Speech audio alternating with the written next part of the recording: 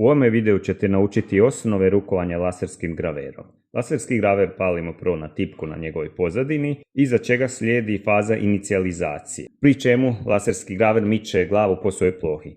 Molim vas, pobrinite se da u radnoj plohi ne postoji nikakav objekat, jer ovdje bi mogao graver jako stradati ako zapne na nešto.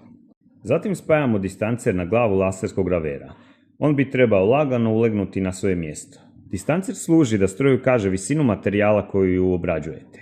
Stiskom dugmeta autofokus distancer će dodirnuti materijal i javiti taj podatak graveru.